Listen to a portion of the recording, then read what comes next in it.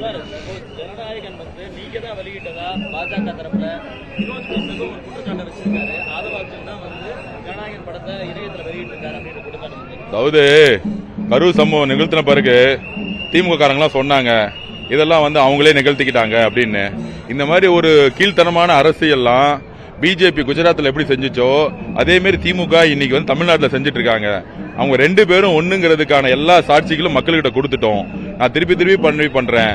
திமுகவுக்கும் பாஜகவுக்கும் எதிரினா முக ஸ்டாலினுடைய மகன் உதயநிதியோடைய மகன் இன்பநிதி வழங்கும் ரெட் ஜெயின் வாரம் ரெட் ஜெயின் தான் படம் எடுக்குது. எல்லா நடிகைகளும் அவங்க தான் கண்ட்ரோல் பண்ணிட்டு இருக்காங்க. அவங்க வெளியிடக்கூடிய பராசக்தி படம் சொன்ன நாள்ல 24 மணி நேரத்தில் சர்டிபிகேட் கொடுத்துட்டாங்க. ஆக்சுவலா சென்சார் போர்டு சர்டிபிகேட் கொடுத்துட்டாங்க. ஆனால் எங்களுக்கு அந்த படம் அரசியல் படமும் கிடையாது. அப்படிதான் எல்லாரும் பேசிக்கிறாங்க. அது ஒரு பெண்ணோட பாதுகாப்புக்கான படம்னு சொல்றாங்க. ஆக்சுவலா சோ அப்படி ரீமேக் படம்னு சொல்றாங்க. அப்படி அரசியலே இல்லாத ஒரு படத்தை வேணுக்குனாவே எப்படி அன்னைக்கு 73, 74 காலகட்டத்தில் உலகம் சுற்றும் வாலிபன் படத்தை அன்னைக்கு கலைஞர் அவர்கள் இந்த குடும்பத்துக்கு எப்பயுமே ஒரே மாதிரி தான் தவறு செஞ்சுட்டே இருப்பாங்க.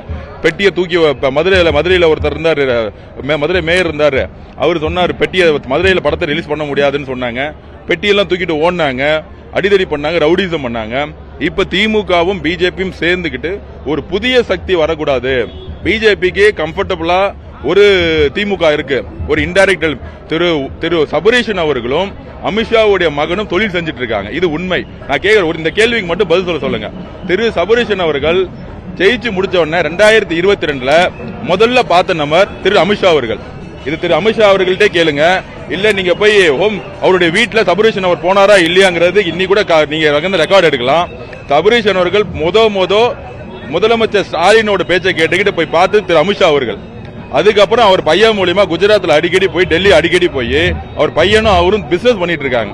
அந்த அளவுக்கு வெளியில இங்க உதயநிதி அவர்களும் தன்னுடைய முக ஸ்டாலின் அவர்களும் பேருக்கு நாங்க பிஜேபி எதிர்க்கிற மாதிரி எதிர்த்துட்டு திரு சபரீஷ் அவர்கள் எல்லா தொழிலும் ஒரு பெரிய நிறுவனம் குஜராத்தோடைய தொழில் நிறுவனத்துக்கு இங்க கான்ட்ராக்ட் கிடைக்குது இன்டைரக்டா.